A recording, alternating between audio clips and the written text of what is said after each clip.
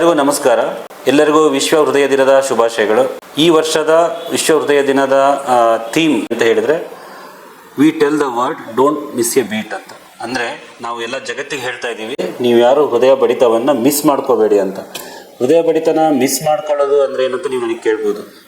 ಹೃದಯ ಬಡಿತ ಮಿಸ್ ಮಾಡ್ಕೊಳ್ಳೋದಂದರೆ ಅರ್ಥ, ಅದಕ್ಕೆ ಎರಡು ಥರ ಅರ್ಥ ನೀವು ತೊಗೋಬೋದು. ಒಂದು ಮೆಡಿಕಲಾಗಿ ತೊಗೋಬೇಕು, ಒಂದು ಸೋಷಿಯಲ್ ಆಗಿ ತೊಗೊಂಡ್ರೆ ಏನೇನು ಬರುತ್ತೆ ಅಂತ ಹೇಳ್ತೇವೆ.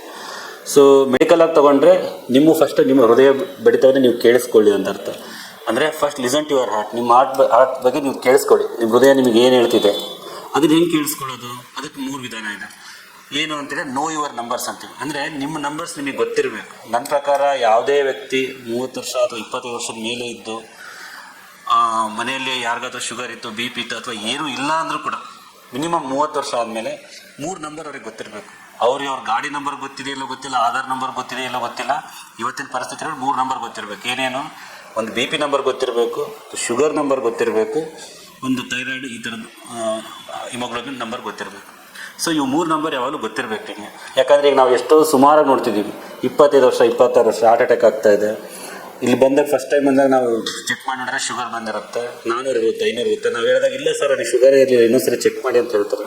ಬಟ್ ನಾವು ಎಷ್ಟೊಂದು ಸರಿ ನೋಡಿದ್ರೆ ಅವ್ರು ಶುಗರ್ ಬಂದಿರುತ್ತೆ, ಗೊತ್ತೇ ಆಗಿರಲ್ಲ.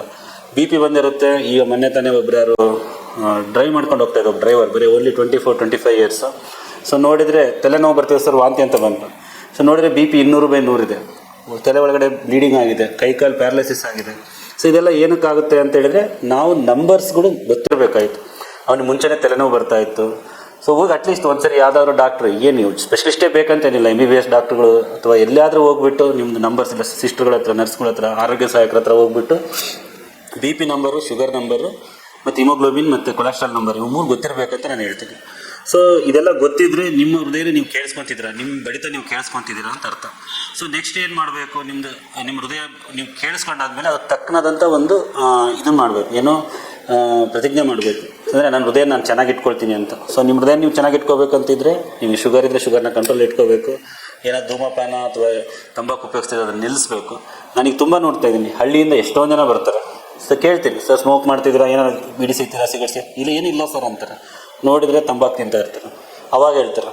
ಸೊ ಇವಾಗ ತುಂಬ ಕಾಮನ್ ಆಗಿದೆ, ಹಳ್ಳಿ ರೈತರು ಬರ್ತಿದ್ದಾರೆ, 35-40 ವರ್ಷ ಇರುತ್ತೆ, ಹಾರ್ಟ್ ಅಟ್ಯಾಕ್ ಆಗಿರುತ್ತೆ, ನೋಡಿದರೆ ತಂಬಾಕು ಹಾಕ್ಕೊಂಡಿರುತ್ತೆ. ಇವರಿಗೆ ವರ್ಷ ದಿನಪೂರ್ತಿ ತಂಬಾಕು ಹಾಕೊಂಡು ಕೆಲಸನೇ ಮಾಡಲಿಕ್ಕಾಗಲ್ಲ. ಸೊ ಲೇಡೀಸ್ಗಳಲ್ಲಿ ಕೂಡ ಇದು ಕಾಮನ್ ಆಗಿದೆ. ಇದನ್ನು ಹೇಳಲಿಕ್ಕೆ ನನಗೆ ಭಾಳ ವಿಷಾದ ಅನಿಸ್ತಾ ಇದೆ. ಮೊನ್ನೆ 25 ವರ್ಷ 30 ವರ್ಷ ನೋಡಿದರೆ ದಿನ ಕೂಲಿ ಮಾಡ್ತಾಳೆ ಅಮ್ಮ, ನೋಡಿದರೆ ಹಾರ್ಟ್ ವೀಕ್ ಆಗಿದೆ, ಕಾಲೆಲ್ಲ ಬಾವಾದ್ಮೇಲೆ ಬಂದಿದ್ದಾರೆ. ಸೊ ಇದಕ್ಕಾಯಿತು ನಶ್ಪುಡಿ. ಈ ನಶ್ಪುಡಿ ಅಂತೂ ತುಂಬ ರ್ಯಾಂಪಂಟಾಗಿ ಯೂಸ್ ಆಗ್ತಿದೆ ಹಳ್ಳಿಗಳ ಕಡೆ. ಸೊ ಇದರಿಂದ ಏನಾಗ್ತಾ ಇದೆ, ಸೊ ಎಸ್ಪೆಷಲಿ ಲೇಡೀಸಲ್ಲಿ ನಶ್ಪುಡಿ, ಗಂಡಸರಲ್ಲಿ ಈ ಥರ. ಸೊ ಇದು ಯಾವುದು ತಂಬಾಕು ಪದಾರ್ಥಗಳು. ಸೊ ಈ ರೀತಿ ನಾವು ನೆಕ್ಸ್ಟ್ 3ನೇ ಅಂಶ ಏನಂದರೆ, ನಿಮ್ಮ ಹೃದಯ ನೀವು ಕೇಳಿಸ್ಕೋಬೇಕಂದ್ರೆ ಫ್ಲರಿಶ್ ಯುವರ್ ಹಾರ್ಟ್ ಅಂತ.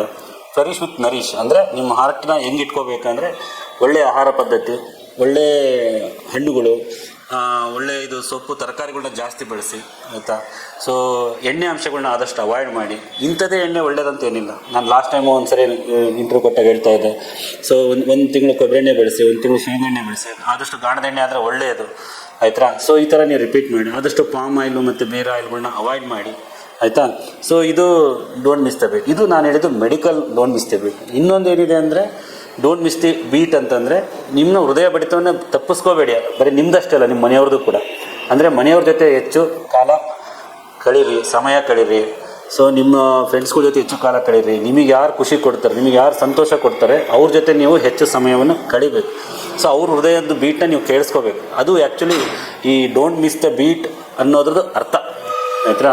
So don't miss the beat ಅಂದರೆ, ಒಂದು ನಿಮ್ಮ ಹೃದಯನ ನೀವು ಸರಿಯಾಗಿ ಕೇಳಿಸ್ಕೊಳ್ಳೋದು, ಇನ್ನೊಂದು ನಿಮ್ಮ ಮನೆಯವ್ರದ್ದು ಪ್ರತಿಯೊಬ್ಬರದ್ದು ಸರಿಯಾಗಿ ಕೇಳಿಸ್ಕೊಳ್ಳೋದು. ಯಾರಿಗಾದ್ರೂ ಹಾರ್ಟ್ ತೊಂದರೆ ಬಂತು ಅಥವಾ ಹಾರ್ಟ್ ಲಕ್ಷಣಗಳು ಬಂತಂದರೆ ತಕ್ಷಣ ಯಾವುದೇ ಒಂದು ಇದನ್ನು ಮಾಡ್ಕೊಳ್ಳೋದೆ ಹತ್ತಿರ ಇರೋ ಹಾಸ್ಪಿಟ್ಲಿಗೆ ಹೋಗಿ ನೋಡಿಸ್ಕೋಬೇಕು. ನಾನು ಈಗ ಎಷ್ಟೊಂದು ಜನ ನೋಡ್ತೇನೆ, ಸರ್ ಏನು ಸರ್ 2-3 ದಿವಸ ಆಗಿದೆ, ಈಗ ಬಂದಿದ್ರೆ, ಇಷ್ಟೊಂದು ಹಾರ್ಟ್ ವೀಕ್ ಆದಮೇಲೆ ಬಂದಿದ್ದೀರಾ ಅಂದರೆ, ಇಲ್ಲ ಸರ್ ಅದು ಮೊನ್ನೆಯಿಂದ ಏನೋ ಒಂದು ಅನಿಸ್ತಾ ಇತ್ತು, ನಾನೇ ಹೋದೆ, ಒಂದು ಏನೋ ತೊಗೊಂಡೆ, ಏನೋ ಕುಡಿದೆ, ಒಂದು ಗ್ಯಾಸ್ಟ್ರಿಕ್ ಟ್ಯಾಬ್ಲೆಟ್ ಹಾಕ್ಕೊಂಡೆ, ಸ್ವಲ್ಪ ಕಡಿಮೆ ಆದಂಗೆ ಅನಿಸ್ತು, ಸುಮ್ಮನಾದೆ ಅಂತ ಹೇಳಿ 3 ದಿವಸ ಆದಮೇಲೆ ಹಾರ್ಟ್ ಫುಲ್ ವೀಕ್ ಆದಮೇಲೆ ಬರ್ತಾರೆ. ಸೊ ಈ ಥರ ಸೆಲ್ಫ್ ಮೆಡಿಕೇಷನ್ ಮಾಡ್ಕೋಬೇಡಿ ದಯಮಾಡಿ. ಈಗೇನು ECG ಆಗಲಿ, ಎಕೋ ಆಗಲಿ, ಸಣ್ಣ ಹಳ್ಳಿ ECG ಅಂತ ಈಗ ಸಣ್ಣ ಹಳ್ಳಿಗಳಲ್ಲೆಲ್ಲ ಸಿಗ್ತಾ ಇದೆ. ಈಗ ಮುಂಚಿನ ಕಾಲದಲ್ಲಿ ಥರ ಬಂಡಿಯಲ್ಲಿ ಹೋಗ್ಬೇಕಪ್ಪ ಆ ಥರ ಏನಿಲ್ಲ. ನೀವೊಂದು ಜಸ್ಟ್ 2 ವೀಲರ್ ನಿಮ್ಮ ಬೈಕ್ ತೊಗೊಂಡು ಹೋಗ್ಬಿಟ್ಟು ಒಂದು ಹತ್ತಿರ ಇರೋ ಎಲ್ಲಿ ಹತ್ತಿರ ಇರುತ್ತೆ ಅಲ್ಲಿ ಹೋಗ್ಬಿಟ್ಟು ಫಸ್ಟ್ ಒಂದು ECG ಮಾಡಿಸಿ. ಆ ಥರ ಸಿಮ್ಟಮ್ ಬಂದರೆ ಎದೆ ನೋವು ಬರೋದು, ಎದೆ ನೋವು ಇಲ್ಲಿಂದ ಇಲ್ಲಿಗೆ ಬರೋದು, ಇಲ್ಲ ಒತ್ತದಂಗೆ ಆಗೋದು, ಇಲ್ಲ ಏನೋ ಒಂಥರ ಗ್ಯಾಸ್ಟ್ರಿಕ್ ಕೆಳಗಿಂದ ಮೇಲೆ ಬರೋದು, ಬೆವರು ಬರೋದು. ಸೊ ಈ ಥರ ಲಕ್ಷಣಗಳು ಬಂದರೆ ತಕ್ಷಣ ಹತ್ತಿರ ಇರೋ ಹಾಸ್ಪಿಟ್ಲಿಗೆ ಹೋಗಿ. ಅವಾಗ ನಿಜವಾಗೂ ನಾವು ವಿಶ್ವ ಹೃದಯ ದಿನದ ಸಂದೇಶ ಏನಿದೆ, ಡೋಂಟ್ ಮಿಸ್ ದ ಬೀಟ್, ಅದನ್ನು ನಾವು ನಿಜವಾಗೂ ಪಾಲಿಸ್ದಂಗೆ ಆಗುತ್ತೆ. Thank you very much. Wish everyone very good health.